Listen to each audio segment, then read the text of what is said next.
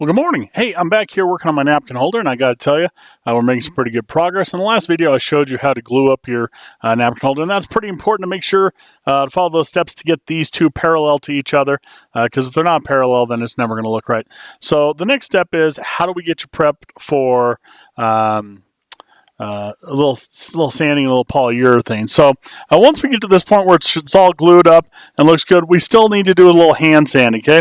So I'm going to come in here. I'm going to come in with my probably can go 120 to 220. I think I'm done with the 80 grit sandpaper, but at this point we still need to do some sanding. So let me show you what I would sand.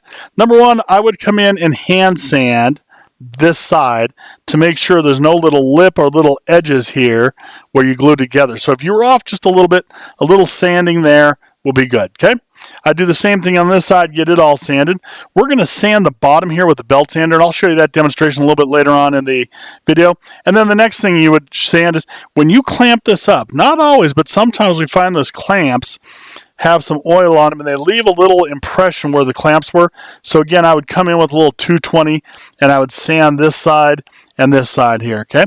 This is going to be kind of our last opportunity to sand up our napkin holder and get it looking exactly how we want.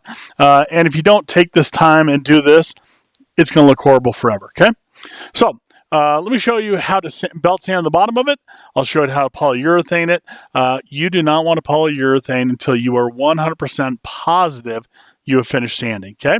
Because you can't go back. The other thing is kids always go, oh, well, the polyurethane will hide this and hide that. Polyurethane doesn't hide anything.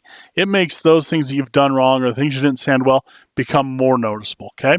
So please, take your time, do a really good job sanding, and make sure you have me look it over for your polyurethane. All right, let's go over to the shop, and I'll show you what's next.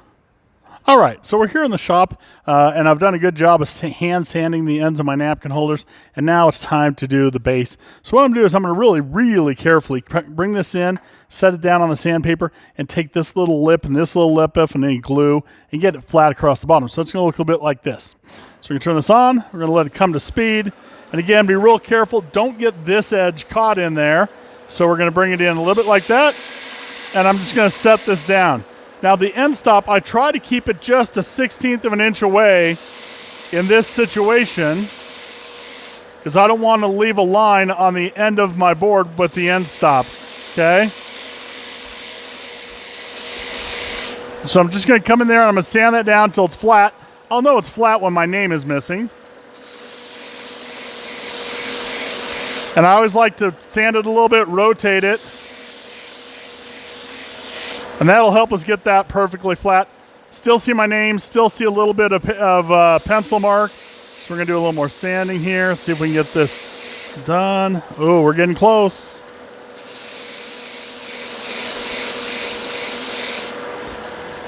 Okay, so now I have, this is completely smooth and flat across the bottom.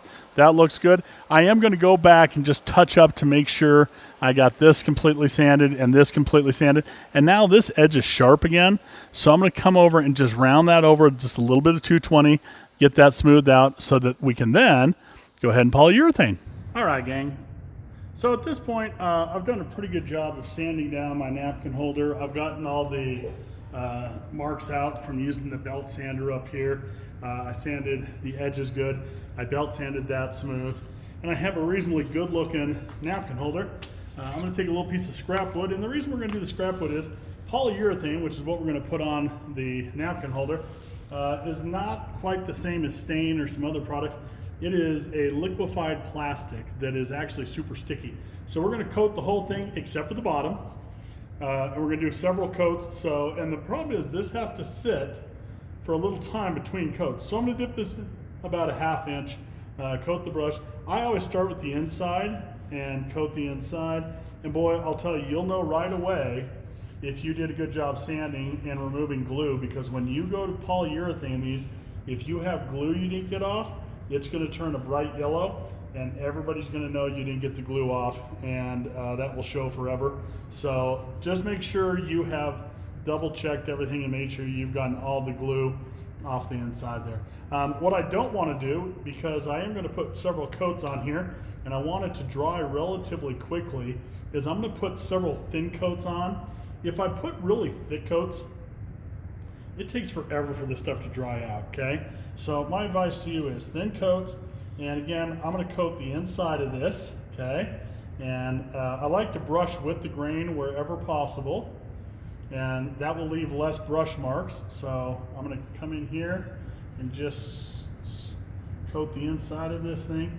And again, this is a thin layer of plastic. I'm guessing the first coat, most of it will soak into the wood, but that will then create a barrier for the next coat to sit on top of. So I'm gonna come in here, I'm gonna coat everything. Don't get down on the bottom, because if you do, it's gonna glue that to this piece of scrap board that we're gonna set it on so it can dry, okay? And we're gonna set this in a locker to dry overnight. And the reason we put it in a locker, we're not gonna lock the locker, but we're gonna put it in there to keep the sawdust off of it. If you coat this and leave it out on a table, all the sawdust in the air is gonna end up in there, and that's not gonna be good. So I'm gonna go ahead and set this down on its side and just kind of use my finger to hold this. And again, we're gonna coat all this. And yes, I know there's polyurethane getting down in that engraving, and that's fine. We want the same shiny, reflective surface on everything, whether it's painted or whether it's natural wood. Okay, and again, I'm gonna come around here and just make sure I don't have any runs. And I don't wanna fill that engraving with polyurethane. I just wanna coat it, okay? So if you put it on too heavy, those are gonna fill up, and then when I tip it upright, whoop, all that stuff's gonna run out. Now, it's hard to do all this at once, and we're gonna get a little bit of polyurethane on our finger, and that's okay, especially on the first couple coats. But we're gonna put a thin coat on here, and again, make sure we get the engraving, coat that paint so we have the same ability to reflect light, whether it's engraved or whether it's the wood. And we're gonna coat that whole thing, make sure we don't have any runs. Check that all out. Ooh, I can see up here where I missed a spot, and the top of this is just soaking it in. So maybe add a little extra and wipe off the surplus, okay? And then what I do is I set it on this board here to dry, and that way it doesn't stick to the bottom of the locker, or when I put it in the locker, the sawdust that's in the locker doesn't end up on top of my napkin holder. So I'm just gonna work my way around, and what I'm looking for is any runs, bubbles, drips. I'm gonna work those out, and again, it wants to run out of that engraving, so we need to come back, especially the first couple coats, and just mop up any that, once you set it up right, as gravity wants to pull it out of there, you're just gonna go over and do this. You don't wanna keep brushing over and over and over. If you do that, you overwork the polyurethane, and as the polyurethane's trying to dry, the brush is dragging in. It just doesn't look real good. So we're gonna let this sit, we're gonna let that dry. Never store the brush inside the polyurethane. Set it on the lid out of the way. At the end of each class period, we'll physically throw the lids in the trash can. If you have polyurethane at home, it doesn't matter if it's gloss, semi-gloss, satin, what brand it is. If you want to polyurethane your napkin holder at home, you're more than welcome to. Here's my advice. Don't put one coat on at home and one coat here. You do want to make sure you use the same brand of polyurethane, regardless of how many coats you put on. You want to use the same product, okay? So we're going to leave this, we're going to let it dry, and we're going to see what we end up with. All right, so now we're back in the shop. It's been 24 hours. My napkin holder is dry, and it's a little shiny. You can see I got a couple little runs here that I need to work in. I really worked hard to make sure I wouldn't get any, but those things kind of happen. So what we're going to do, first step is we need to do a little sanding. And I know you're tired of sanding, but what happens is the little tiny particles of sawdust and debris that's in the air, as our polyurethane dries, it actually lands in that polyurethane. So what we're going to do is we're going to sand the very top of the polyurethane to get those particles out. So when you think about how thin that layer of polyurethane is, and to think about the fact that we are going to sand through just the top of it, means we got to be pretty careful, and we got to use something that's not going to take off too much material. What I'm doing real quick here is I'm just taking my fingernail, and any of those runs, I'm going to kind of scrape them off with my fingernail, okay, and get those off of there, because if I go to sand those off, by the time I get those sanded off, I will have already completely eaten through the whole layer of polyurethane. So what I do is I take my fingernail, and I usually slide those off or cut them off with a sharp knife or a fingernail. Good thing is I only had a couple of them, and so we're good to go. So the first thing we're going to do after we get those kind of picked off there, either with a putty knife, a knife, or a fingernail, is we're going to take this is called steel wool, and this is like super soft sandpaper, and what it is actually steel that has been manufactured in a way that feels almost like cotton, but it does have a little bit of scratch to it, so it's like really soft sandpaper. This is called 4/0 steel wool, which aught is 0, so that's how they measure this stuff. Oop, I found one more run here.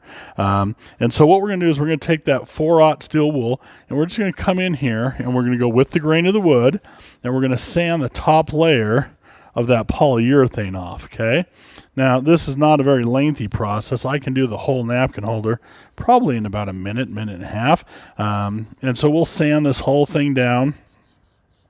Or actually, when you use sandpaper or steel wool, they call it rubbing it down. They don't call it sanding, because you don't really want to take the whole layer of polyurethane off. We just want to get in there and take the top layer of it off, okay? And so, like I said, it's a pretty thin material. So we'll get that off of there. Get it looking good, and take some time to do that, okay? So again, don't rub the entire layer of polyurethane off. That would be bad. Once you get it completely sanded or rubbed down, and you get all those chunks off, we're ready for another coat of polyurethane. Before you do this, oh, and by the way, don't throw this away. The more worn out this gets, the better it works in my book, because as your layers go, you're going to want the steel wool to get smoother and smoother and smoother. So we're going to, once we get this all completely sanded down and rubbed down, before we put another coat of polyurethane on, we have to blow it off with the air hose, okay? There are teeny tiny little particles of steel wool that you can't see on there, but trust me, after you polyurethane another coat, if you don't blow it off, those particles will rust and you'll get little rust spots on your project. So I'm going to grab the air hose.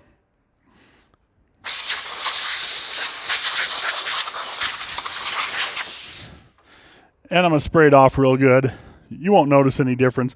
It looks the same, but it is smoother to the touch, and we got those particles off. So once again, now that I have have rubbed it down and I have blowing it off real good. Again, I'm going to dip this brush in about a 1/2 inch into the container, and we're going to apply another coat. And again, I like to start with the inside and do the inside, work your way out until you have a whole nother coat on here, okay? And sometimes 2 coats will do it, sometimes 3. It all just depends on the type of wood, how good a job you did sanding. The better job sanding you do, the better this will look, the better the end product will be. So again, we're just going to come in and work our way from the inside out, okay? All right, I'm going to finish polyurethaning this. When I'm done, I'm going to let it dry for 24 hours. I'm going to probably rub it down one more time with steel wool, and then probably put one more coat on. So I want a good, thick, rich coat of polyurethane whenever possible. Notice I'm not going to do the bottom again or at all. I'm going to wait till I've done 2 coats on everything or 3 coats, and then I'll come back in and put a thin coat on the bottom. If I put a coat on the bottom now, it's going to stick to that piece of scrap wood that I used to put it in a locker. All right,